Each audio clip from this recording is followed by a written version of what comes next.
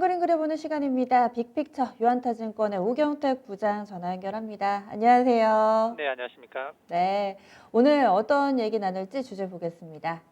4월 벌써 두 번째 주간입니다. 이번 주에는 어떤 이벤트들이 있는지 한 주를 좀 정리하는 시간으로 만들어 보고자 합니다.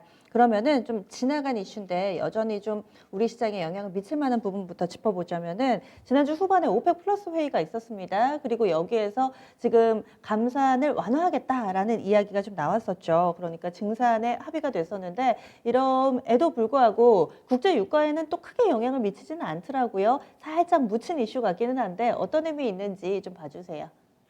네, 일단 유가 움직임은 이제 원자재 가격 동향에도 좀 영향을 미치고 최근에 좀 인플레이션 영향도 좀 미칠 수 있는 부분이기 때문에 그 유가에 대한 움직임이 상당히 좀 중요하게 좀 보여지는 부분이고요. 최근에는 이제 또 경기가 회복되기 때문에 그 원유에 대한 수요가 좀 증가하고 있어서 경기 회복 부분도 연결돼 있다라고 보시면 될 것 같습니다. 이 시점에서 이제 오펙 플러스 석유 장관 회의를 했는데 일단 현 시점에서 이제 글로벌하게 경기 회복을 고려를 해야 되는 시점이기 때문에 이제 5월부터 단계적으로 원유를 증산하는 걸로 일단 합의를 했습니다. 그래서 감산량 규모는 이제 5월부터 35만 배럴, 6월에도 35만 배럴 정도가 그 감산할 걸로 예상을 하고 있고, 그다음에 4월에도 40만 배럴 규모로 감산량을 축소할 걸로 좀 예상을 하고 있습니다. 그래서 이제 사우디아라비아도 2월부터 100만 배럴 정도 감산을 해왔는데 이제 감산 규모가 이제 축소될 걸로 좀 예상을 하고 있고요. 그래서 전반적으로 5월 달 이후에 그 매달 일평균 50만 배를 넘지 않은 수준에서 원유가 생산이 증가될 걸로 좀 예상이 되고 있습니다. 그래서 일단 유가는 어느 정도 쪽으로 안정적인 좀 움직임이 나타날 걸로 좀 예상이 되고 있고요. 지금 현재 WTI 기준으로 한 61불 정도인데 일단은 그 유가에 대한 레인지가 45에서 65달러, 평균 55달러 이상에서 좀 안정적인 흐름이 좀 예상될 걸로 좀 예상되고 있습니다.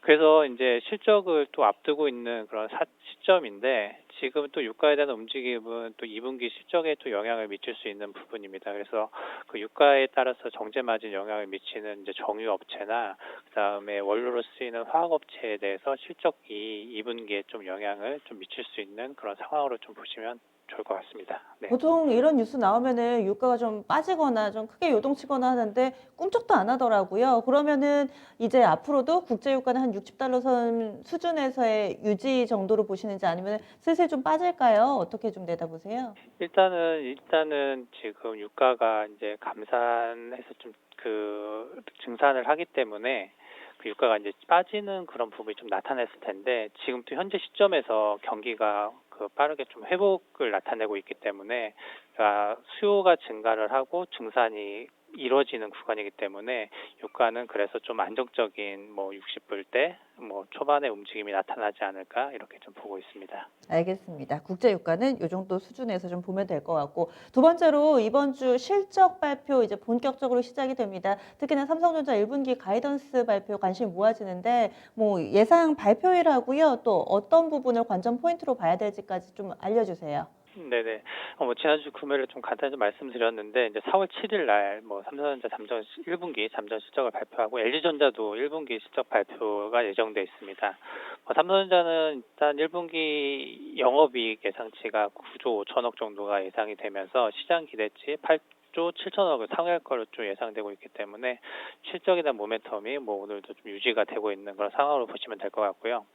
이제 LG전자 뭐 오늘 주가 움직임이 좀 변동성이 좀 나타나고 있긴 한데 이제 실적 발표를 앞두고 그 이사회를 개최를 합니다. 일단은 언론에는 좀 이슈가 됐는데 이제 오늘 이사회를 개최를 해서 그 스마트폰 사업에 대한 그 철수 여부를 확정할 걸로 좀 예상이 되고 있고요.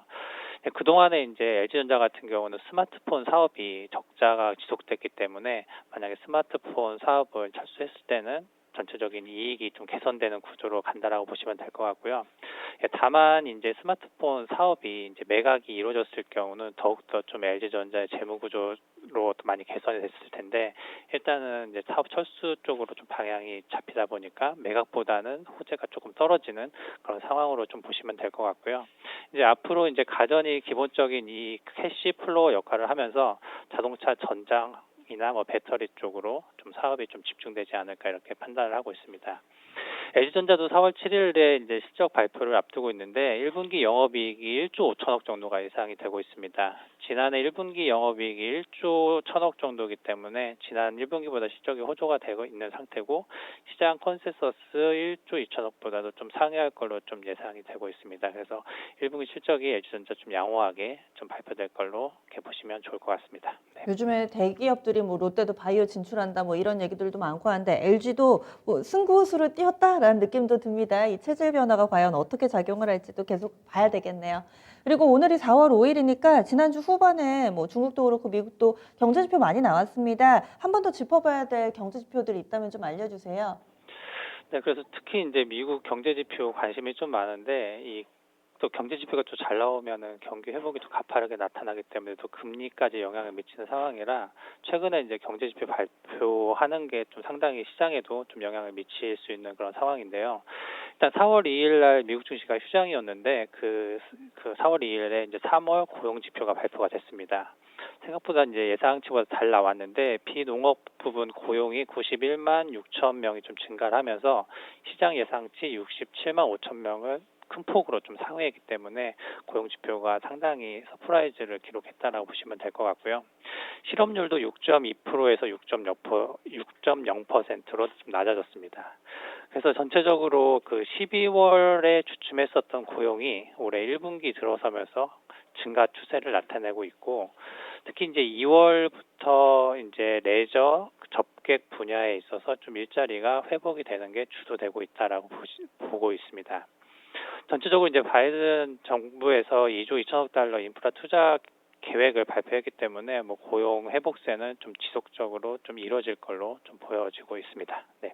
네, 고용은 점차 나아지고 있는 그림이고 그렇다면은 또 미국은 소비로 경제의 3분의 2가 구성이 되니까 이런 부분들에 대한 기대감, 경기 회복 기대감 뭐 이렇게 봐야 되겠네요. 그리고 이번 주 파월 의장은 또 여러 가지 스케줄이 잡혀 있잖아요. 파월 의장 외에도 연준위원들도 공식 석상에서 여러 가지 코멘트를 좀 하게 될 텐데 이 부분은 어떻게 좀 관전 포인트를 잡아봐야 될까요?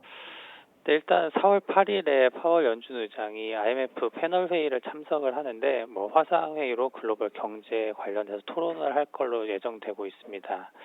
근데 파월 의장에 대한 그 의견이 이제 시장에 상당히 영향을 미치기 때문에 어떤 식으로 좀 코멘트 할지가 관심이 좀 많이 높아진 그런 상황인데요. 이제 기존에는 이제 경제가 상당한 수준으로 회복되기 전까지 자산 매입 속도를 축소할 계획이 없다고 언급을 했는데 최근에는 이제 점진적으로 투명하게 진행할 것으로 언급이 되면서 또 유동성 축소 시기에 대해서 시장의 관심이 좀 상당히 좀 높아져 있는 그런 상황으로 보면 될 것 같고요. 만약에 이제 경기 회복에 대한 부분을 좀 언급을 하게 되면 일단 시장에서는 그 오는 12월에 자산 매입 규모를 축소하지 않을까 이렇게 예상을 하고 있습니다. 그래서 경기 회복이 어느 정도 좀 강하게 나타나면 회복에는 좀 긍정적이지만 단기적인 이슈로 봤을 때는 좀 유동성 축소 우려에 따른 변동성이 나타날 텐데 지금 이제 금리 상승하는 부분이랑 유동성 축소에 대한 부분이 좀 원활하게 그 시장에서 소화가 되고 있는 그런 상황이기 때문에 이런 부분이 좀 소화가 되면은 시장은 좀 긍정적으로 방향을 잡을 가능성이 높다고 이렇게 보고 있습니다.